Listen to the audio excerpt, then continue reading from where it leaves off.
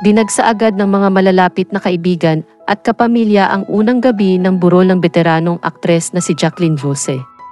Labis ang kalungkutan sa unang gabi ng lamay.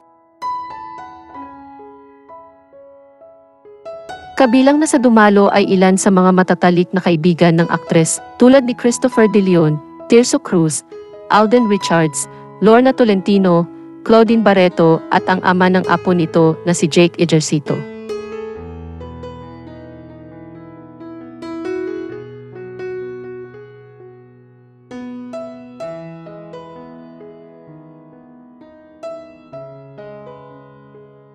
March 2 nang matagpo ang walang buhay si Jacqueline Vuce sa kanyang bahay.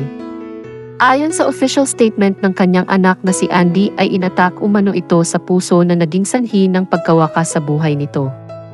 Na-cremate na din ang mga labi ng aktres ayon sa huling habilin nito sa pamilya.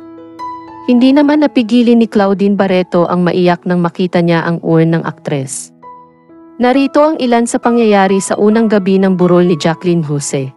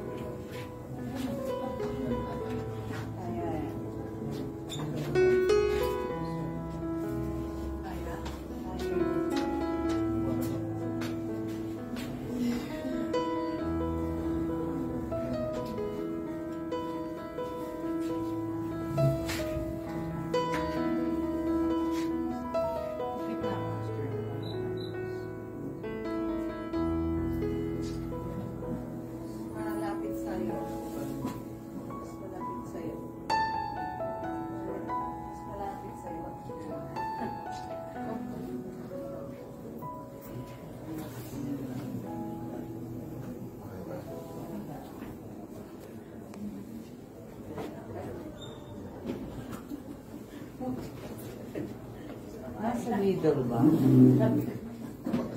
Nasa middle. Hindi ba paayos naman ako?